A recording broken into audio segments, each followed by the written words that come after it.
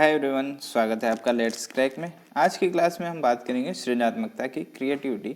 यानी हमने यह जो है अध्याय 2 के लास्ट टॉपिक इसमें बचा हुआ है डीएलएड फर्स्ट सेमेस्टर के। अब जो है इसमें जितने भी तथ्य दिए हुए हैं, महत्वपूर्ण तथ्य, उनको कवर करेंगे। आपके जितने भी एग्जाम में ये पूछे जाते हैं क्वेश्चन, उन सभी तथ्यों को हम इसमें कवर करते हुए चलेंगे।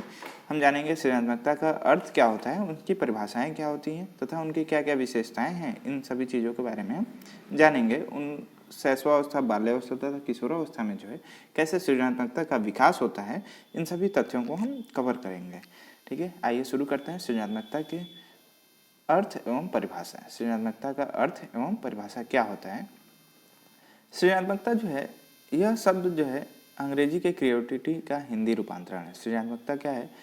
अंग्रेजी के क्रिएटिविटी शब्द के हिंदी रूपांतरण से बना हुआ है। इस शब्द का प्रयोग जो है साधारणतः क्रियात्मक, उत्पादन, रचनात्मकता आदि में होता है। अर्थात जो है सृजनात्मकता का अर्थ है सृजन करना, यानी उत्पन्न करना। सृजनात्मकता का अर्थ ये होता है किसी नए चीज का निर्माण करना ही क्या कहलाता है? सृजनात्मकता कहलाता है। यह सृजन किसी भी प्रकार का हो सकता है। यह सृजन जो है किसी भी प्रकार से सकता है, नया भी हो सकता है, पुराना भी हो सकता है। अर्थात मनुष्य की वह शक्ति जिसके द्वारा वह नवीन सृजन करता है, सृजनात्मकता कहलाती है। हमने देखा सृजनात्मकता क्या होती है, किसी भी नए चीज का निर्माण करना सृजनात्मकता कहलाती है। जैसे किसी लेखक के द्वारा नए लेख की रचना करना क्या कहलाएगी? सृजनात्मकता कहलाती है। किसी कवि के द्वारा नए कविता की रचना करना क्या कहलाएगी? सृजनात्मकता कहलाती है। या किसी कुंभकार के द्वारा नए प्रकार की रचना करना क्या कहलाती है? सृजनात्मकता कहलाती है। ठीक है, हमने देखा सृजनात्मकता क्या होती है, इनके बारे में जाना। दूसरे शब्दों में हम कह सकते हैं कि सृजनात्मकता की से आशय व्यक्ति के क्षमताओं से होता है, व्यक्ति की क्षमता से होता है, जिस चीज़ों की रचना एवं विचारों को उत्पन्न करता है। यह जो है काल्पनिक भी होता है। सृजनात्मकता जो है काल्पनिक भी हो सकता है। और इसमें जो है कुछ अन्य मनोवैज्ञानिकों ने अपने अपने जो है परिभाषाएं दी हैं। जैसे क्रो के अनुसार जो है सृजनात्मक मौलिक परिणामों को अभिव्यक्त जो है एक मानसिक प्रक्रिया। सृजनात्मकता क्या है? जो है अपने मौलिक परिणामों को अभिव्यक्त करने की मानसिक प्रक्रिया, यानी किसी नए चीज का निर्माण करना ही क्या है? सृजनात्मकता है। कोल एंड ब्रूस के अनुसार जो है मौलिक उत्पाद के रूप में मानव मस्तिष्क को व्यक्त करने तथा सराहना करने की योग्यता और क्रिया है। सृजनात्मकता क्या है? कोल एंड ब्रूस के अनुसार सृजनात्मकता मौलिक उत्पाद के रूप में मानव मस्तिष्क को समझने, व्यक्त करने और सराहना करने की योग्यता वो क्रिया है। ठीक है, और जो है स्टेन के अनुसार जो है जब किसी कार्य का परिणाम नवीन हो, जब किसी कार्य का परिणाम जो है नवीन हो, जो किसी समय में समूह के द्वारा उपयोगी व मान्य हो, वह क्रिया जो है क्या कहलाती है? सृजनात्मकता कहलाती है। यानी किसी नए चीज का, नए वस्तु का निर्माण करना, और वो जो है किसी समय, किसी जो है समूहों के द्वारा जो है उसकी मान्यता प्रदान करना, मान्यता मिल जाए, तो वो जो है वस्तु जो है सृजनात्मक वस्तु, यानी जो है सृजनात्मकता कहलाएगी। ठीक है, हमने देखा सृजनात्मकता का अर्थ और सृजनात्मकता की जो है परिभाषाएं।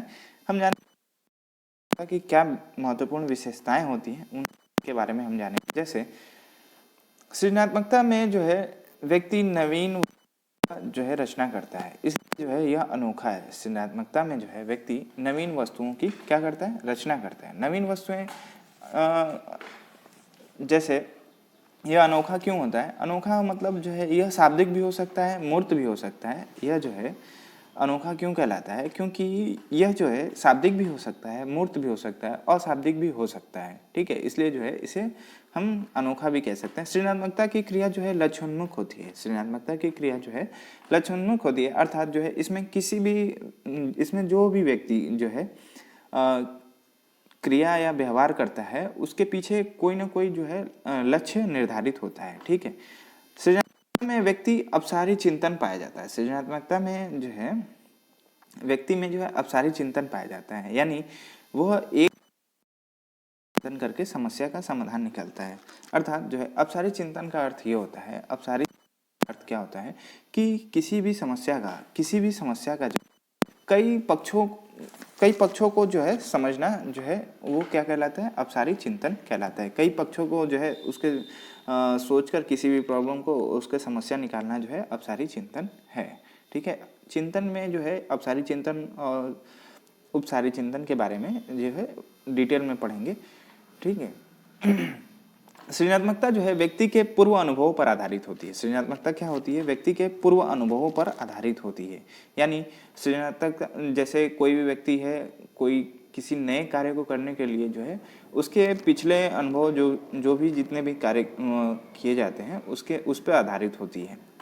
सृजनात्मकता बुद्धि से अलग एक प्रत्यय है, क्योंकि सृजनात्मकता चिंतन है, जबकि बुद्धि चिंतन के अतिरिक्त अन्य मानसिक क्षमताएं भी होती है। यानी सृजनात्मकता जो है बुद्धि से अलग होती है अर्थात जो है सृजनात्मकता जो है एक प्रकार का चिंतन है। सृजनात्मकता जो है एक चिंतन है, लेकिन बुद्धि में जो है चिंतन के अतिरिक्त अन्य भी जो है मानसिक क्षमताएं पाई जाती हैं। हमने देखा सृजनात्मकता की विशेषताएं। अब हम जानेंगे सृजनात्मकता जो है बालकों में कैसे होती है, शैशवावस्था, बाल्यावस्था तथा किशोरावस्था में कैसे कैसे जो है सृजनात्मकता जो है उत्पन्न होती है और कैसे उसका डेवलपमेंट होता है, इसके बारे में हम जानेंगे। शैशवावस्था में जो है सृजनात्मकता का विकास, शैशवावस्था में सृजनात्मकता का विकास यानी सृजनात्मकता जो है उस योग्यता को बताती है। सृजनात्मकता क्या होती है, उस योग्यता को बताती है जो किसी वस्तु को खोजने या सृजन करने से संबंधित होता है। सृजनात्मकता क्या है, वो जो है किसी नए वस्तु का निर्माण करने या खोजने की जो है अवस्था को की क्रिया को हम क्या कहते हैं, सृजनात्मकता कहते हैं। जैसे शैशवावस्था में शिशु जो है बहुत ही कल्पनाशील होता है। शैशवावस्था में शिशु जो है बहुत ही कल्पनाशील होता है, यानी शिशु अपनी नई वस्तुओं का निर्माण करता है। वो जो है कल्पना के आधार पर ही नई वस्तुओं का निर्माण करता है। जैसे कागज से बनी पतंग बनाना, उड़ने वाली जहाज बनाना, कागज पर चित्र बनाना तथा काल्पनिक आधार पर उन्हें रंग भरना। जैसे शैशवावस्था में क्या होता है, बालक ही जो है बहुत ही कल्पनाशील होता है। कल्पनाशील का मतलब ये हुआ कि वो नए नए चित्रों का निर्माण करता है, जिनमें वो अलग अलग तरह के रंगों को भरता है और जो है उससे किसी भी तरह के कागज से कई तरह की चीज़ें बनाना, नाव बनाना, पतंग उड़ाने वाली पतंग बनाना और जो है जहाज बनाना, उड़ने वाली जो जहाज होती है वो बनाना कागज से। ठीक है, शैशवावस्था में सृजनात्मकता की क्षमता का विकास भली भांति होना जो है आवश्यक है। बालकों में जो है सृजनात्मक विकास होना बहुत ही आवश्यक है, क्योंकि जो है बालक की कल्पना शक्ति का पूरा प्रयोग करता है, अपनी कल्पना शक्ति का पूरा प्रयोग करता है, जिससे वो नई नई वस्तुओं का निर्माण करता है। जैसे इस क्षमता का है करके हम उनके भावी जीवन का निर्माण भी कर सकते हैं और वो शिशु में व्यक्तित्व को उचित विकास करने में सहायता प्रदान करता है। हमने देखा शैशवावस्था में सृजनात्मकता का विकास कैसे हो सकता है। अब हम जानेंगे बाल्यावस्था में सृजनात्मक विकास कैसे हो सकता है। बाल्यावस्था में जो है प्रत्येक बच्चों में सृजन की क्षमता जन्मजात होती है। प्रत्येक बच्चों में जो है सृजन की क्षमता जो है जन्मजात होती है। छोटे बच्चों के खेलों में यह सृजनात्मकता जो है स्पष्ट रूप से झलकती है। ठीक है, जो बालक होते हैं उनमें जो है सृजनात्मकता देख के ही पता चल जाती है। जैसे रचनात्मक कार्यों द्वारा वह सीखते हैं और आगे बढ़ते हैं। इनके लिए जो है हम बच्चों को कुछ स्वयं करने का अवसर दें। जैसे आसपास की वस्तुओं का ज्ञान वो अपनी ज्ञानेंद्रियों के द्वारा प्राप्त करें और उनको जो है अनुभव करें। जैसे बच्चों में जो है क्या है, बच्चों की कल्पना, निरीक्षण व स्मरण शक्ति के विकास के द्वारा ही उनकी सृजनात्मकता क्षमता का विकास होता है। यानी बालक जो है अपनी कल्पना के द्वारा उसको किसी भी नए चीज़ के नए वस्तुओं को बनाकर जोड़कर बनाकर वो सीखते रहते हैं। ठीक है, वो जो है किसी नए चीज़ का ऐसे करके निर्माण करना प्रारंभ कर देते हैं। बच्चों में जो है सृजनात्मकता की शक्ति का विकास करने के लिए जो है हम कई प्रकार की क्रियाओं का जो है कर सकते हैं। जैसे उन्हें नए नए तरह के खेल जो है खेलने के लिए प्रेरित करना। जैसे उन्हें जो है कला में रुचि लाने के लिए जो है नए तरह के जो है उन्हें डिजाइन बनाना सिखाना, उन्हें नृत्य सिखाना, अभिनय करना सिखाना और जो है बेकार की वस्तुओं से जो है सामग्री कैसे तैयार की जाती है इसके बारे में जो है हम सिखाकर उन्हें बालकों को जो है उनमें सृजनात्मक शक्ति का बहुत ही अच्छे तरीके से विकास कर सकते हैं। ठीक है, हमने देखा बाल्यावस्था में सृजनात्मकता का विकास। अब हम जानेंगे किशोरावस्था में सृजनात्मकता की शक्ति का विकास कैसे हो सकता है।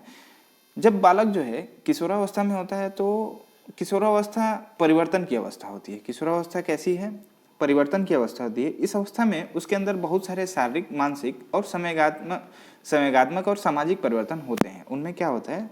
बहुत सारी शारीरिक, मानसिक और संवेगात्मक और सामाजिक परिवर्तन होते रहते हैं।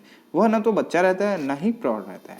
अवस्था में बालक जो है न ही वो बच्चा है, न ही प्रौढ़ है। इस कारण जो है वह वातावरण से भली भांति समायोजित नहीं कर पाता है। इस अवस्था में जो है किशोर जो है अपने वातावरण से जो है भली भांति समायोजित नहीं कर पाता है। वह अनेकों उपापोह में उलझा ही रहता है। हमेशा उसके सामने कोई ना कोई समस्या में जो है वह ग्रसित रहता है। इससे जो है उसमें कल्पना होती, उसमें जो है कल्पना की अधिकता आती है। वह सृजनात्मक कार्य करने के लिए जो है अपनी कल्पना यथार्थ रूप देना चाहता है। वह जो है अपने सृजनात्मक कार्य जो है करने के लिए जो है वह एक यथार्थ रूप देना चाह रहा है, यानी एक उचित रूप देना चाहता है। जैसे किशोर और किशोरी में जो है सृजनात्मक शक्ति का विकास के लिए जो है हम विद्यालय में कई तरह की जो है पाठ्य सहगामी क्रियाओं का आयोजन करना चाहिए। जैसे वाद विवाद की प्रतियोगिता, साहित्य गोष्ठियाँ, नाटक एवं संगीत या नाटकीय खेल आदि।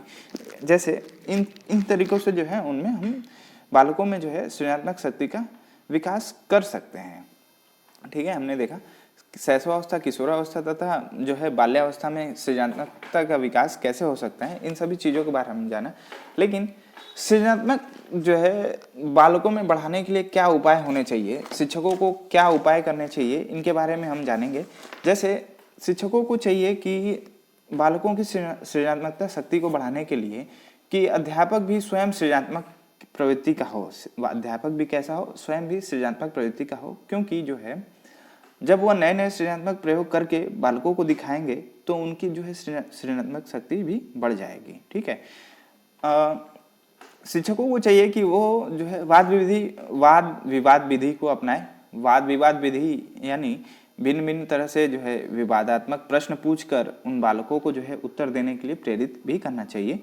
और जो है नए नए तथ्यों को जो है उनको जानकारी देना चाहिए। उनका जो है उसके तो नए नए तथ्यों को जानकारी देकर उनका ध्यान अपनी तरफ आकृष्ट भी करना चाहिए। ठीक है, और जो है सृजनात्मकता के विकास के लिए जब भी कोई बालक सृजनात्मक कार्य करे तो उसको पुनर्बलन देना चाहिए। उसको क्या करना चाहिए? पुनर्बलन भी देना चाहिए। ये पॉजिटिव, हमेशा पॉजिटिव में होना चाहिए। पुनर्बलन जो है पॉजिटिव होना चाहिए। पुनर्बलन यानी फीडबैक उन्हें देना चाहिए। अर्थात जो है उनको जो है पुरस्कार के रूप में भी दे सकते हैं, जिससे बालक जो है सृजनात्मकता में जो है उनमें जो उत्तरोत्तर विकास भी हो सके। इस तरह से जो है उनका विकास करना चाहिए।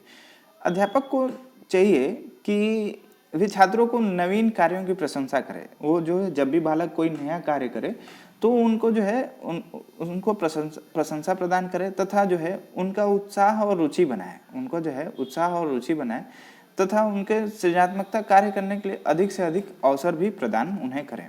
ठीक है, शिक्षकों को चाहिए कि वे छात्रों को अभिव्यक्ति के से अधिक अवसर प्रदान करें ताकि जो है छात्रों में झिझक खत्म हो सके तथा वे जो है अपनी नवीन विचारों तथा नवीन खोजों को जो है सबके समक्ष जो है प्रस्तुत करें। इस तरह से जो है बालकों को उन्हें सृजनात्मकता में जो है मदद करनी चाहिए। जैसे छात्रों को जो है प्रोजेक्ट कार्य करने के लिए भी प्रोत्साहित करना चाहिए। छात्रों को जो है किसी भी प्रोजेक्ट कार्य को करने के लिए जो है उन्हें प्रेरणा देनी चाहिए। उनके जो है सामने कोई भी समस्यात्मक जो है स्थिति रखकर उनकी प्रक्रियाओं को जो है छात्रों को आमंत्रित करना चाहिए तथा उनके द्वारा जो है की जाने वाली मौलिक कार्यों का जो है मूल्यांकन भी करना चाहिए। इस तरह से जो है बालकों में हम सृजनात्मक शक्ति का उनमें विकास कर सकते हैं।